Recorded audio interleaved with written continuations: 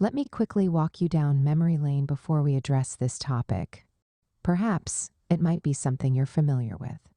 Towards the end of the 19th century, Europeans came to colonize Africa in what we call the scramble for Africa. It was just after many empires in Europe had collapsed, and they were looking for economic resources to boost their living. In their search, they found Africa as a virgin land to exploit. Many of them had been coming before they finally decided to colonize Africa. They'd been coming for slave trade and sneaky extortion of African resources. They'd also brought their own educational system and religion before this time. So, they set a good ground for colonization. They came with goodies to attract the monarchs and chiefs and lured them into selling their people into slavery. Apart from the normal slaves that some of the traditional kings got from wars, they also dehumanized their own people and sold them off to Europeans in exchange for goodies from them. These Europeans would take the slaves to Latin America and sell them to the Portuguese and other indigenous people in those areas. They, in turn, would use those slaves for farming. They would use them for sugarcane plantation and overwork them until they wear out. After harvesting the sugarcane and other farm produce, these Portuguese and Spaniards would sell those items to Britain, and Britain would, in turn, convert them to finished products. It's these finished products that the British businessmen would carry along with them when they are coming back to Africa to buy more slaves and sell them off again to make even more profits. When they saw how easy extorting Africa was, then they finally came with their kingdom to colonize Africa. Countries like France, Britain, Portugal, Belgium, and Germany dominated most parts of Africa and colonized it. This was concealed among them in a meeting called the Berlin Conference in 1886. After this conference, they began their colonization regime in Africa. Since our focus is on Nigeria, let's look at how Nigeria was formed. Before colonization, it was kingdoms and empires. Africa had its rich culture, tradition, ancestral government, and unity among its people. There were problems here and there, but they weren't difficult to solve locally because people understood their language and the uniting voice and value that brought them together. When the colonizers came, they didn't care about anything relating to the welfare of the people. They were only focused on one thing, draining its resources. So, when they were scrambling for Africa and sharing the land, they didn't consider the culture, ancestral origin, kingdoms, or anything that connected the people together. Again, they were only concerned about their selfish gains. When they divided Africa into countries and regions, there were so many mistakes with uniting the indigenous people and keeping them together as they were. For instance, the Yoruba kingdom in Western Africa has its people across the southwest of Nigeria, Benin, and Togo. But when the colonizers came, they divided the Yorubas, and some parts were colonized by Britain and other parts by France. So, a Yoruba man in Nigeria is speaking English as his national language, while another Yoruba man in Benin is speaking French as his national language, all because of these colonizers. They weren't caring anything about the people. It was all about what they would gain, even at the expense of the people. We see this same thing in the northern part of Nigeria. The Kanuri and Hausa people are not only in the northern part of Nigeria, but they also extend to Niger Republic and Chad, including the Fulanis. All these were problems caused by the colonial masters. They divided the countries not caring about uniting the people, but dividing and breaking them away. So, they now joined people of different values and cultures. They focused on how they would keep draining the resources without any care for the people. When the colonial master who ruled Nigeria then, his name was Lord Lugard, came, he was controlling the northern and southern provinces of Nigeria. How the name Nigeria was formed was from the Niger River that came from the Guinea coast and passed through Niger Republic. At that time, most transportation was through waterways, so it was easier to describe places using waterways. So, whenever the wife of Lord Lugard wanted to describe the area where her husband was colonizing, she would say the area around the Niger River, the Niger area. And later, they turned the name of the place to Nigeria. Looking at how Nigeria was formed, one will agree that it was an area and never a country or nation. This is very important to note, as there are many discrepancies that disqualify Nigeria as a nation. When any nation is being formed, There are usually three criteria that are being used. First is the ancestral origin of the people. Second is the ethnic group or culture of the people. Third is the religion of the people. Looking at these criteria, one would understand why there are people of different values and cultures living in Nigeria. In many European countries, nations were formed based on any of these three criteria. These are values beyond political affiliations that brought people together. So it's easier for people to bond together by natural course than by artificial, man-made reasons. This means there is a common ground for people to unite and be together naturally. A country as big as Nigeria in Europe may have just one language, while Nigeria has over 500 languages. Many European countries are dominated by the Christian religion, while Middle Eastern countries are dominated by the Islamic religion. It stands to reason to understand why these countries are dominated by these religions based on the origin of those religions. Nigeria has Christianity, Islam, and traditional religions, which are shared almost equally. All of these are bases for chaos. Nigeria was formed based on individual self-interest and gain, and no concern about the people or culture. When we see different problems in the country like insecurity, power shortages, economic crises, unemployment, internet fraudulence, bad governance, bad infrastructure, collapsed health and educational systems, corruption, and so on, they are all symptoms that stem from one root cause. And most times, people always focus on the symptoms without understanding the root cause. It's pretty much like medical symptoms that a patient presents at the hospital. The doctor understands that the problem is not the symptoms, but the causative organism that is behind the illness. Once the diagnosis is made and the patient is treated, the symptoms will go in no time. But if the doctor keeps treating the symptoms, it's only a matter of time before new ones will keep arising. And that's how the problem would keep getting multiplied, and the patient would keep feeling more pains and difficulties. That's exactly the same problem we are facing in Nigeria today.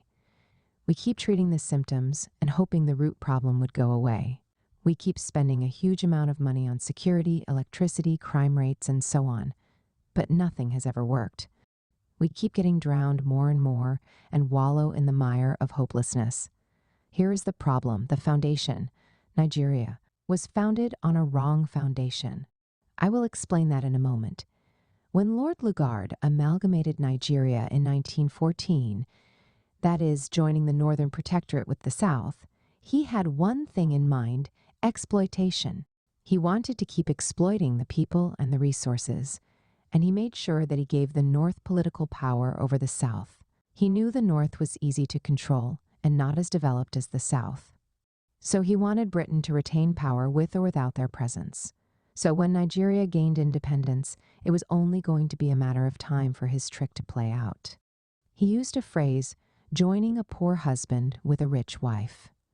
In other words, he made the North authoritative over the South, even though there was no basis for it. But he knew what he was doing. He wanted who he could easily control and dominate. Now, when independence came, a Northerner was the first prime minister. Ahmadu Bello, who was the Sardana of Sokoto, was the strongest man in Nigeria at that time. He controlled the North, which, unarguably, was the one with the highest political influence in the country. He decided to choose Sir Abubakar Tafawa Balewa to be the first prime minister of Nigeria. Since then, the Northerners have been feeling it's their right to rule Nigeria and dominate its prominent leadership positions. Bear in mind that this is all manipulation by the colonial master to keep Nigeria under his control. He can easily manipulate the Northerners and control the country so that he can keep draining its resources while he's away. He has put up different strategies to achieve this. Part of it is offering of loans and giving of free money. When he gives Nigeria free money and loans, he can interfere in its economic affairs. Just as the saying goes, whoever pays for the piper dictates the tune. He advises on what to do about Nigeria's economics, advice that will never work for its own people, but for the colonial master. He would sponsor courses that would enrich his pocket and decapitalize courses that would ruin his plans. He supports political leaders that would do his bidding, especially from the North, as it stands to reason that he understands their mindsets and ideologies. He distracts the youths by organizing entertaining programs for them, not educating them. He sponsors young talents and musicians who are into bad music. He also opens up floors for more internet fraudsters by forming allies to reach out to the young minds. He sponsors terrorism and crimes through his allies and pretends as though he doesn't have a part in what is going on. His agenda is very simple, draining the resources, both human and mineral, keeping the country in a chaotic and debilitating state. He wishes more people are jumping out of the country of their own will and coming to work for him.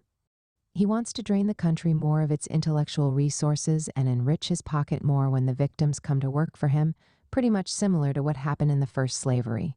It is part of the money he uses to entice his puppet ruling the country to foster more chaos and bad leadership, using his influence and caricature advice. He's not tired of forming more allies with other authorities and powers in the world, just to make sure he keeps his chicken in the cage and keeps fetching its eggs. Disallows economic development, fosters corruption in government, gives advice on forming constitutions, and also prevents basic amenities such as power, electricity, transportation, healthcare, and good educational systems. He simply gives no basis for growth and development. In all these things, he comes in a very subtle way that he's hardly noticed, and he hits the head of the government against its own people. The citizens fight the government, and the government fights the citizens. All these happen thanks to the manipulation of the colonial master to control the leadership of the country and keep its people poor. What is going to be the solution to all of these? Either of two things, restructuring or breakage. Remember that Nigeria is not a country. Therefore, it has no basis for unity, growth, or development. Those that want to pray can keep praying, and those that want to hope can keep hoping. But one thing is certain, Nigeria will never get better until its foundational problem is solved. Was the problem of putting the wrong people together.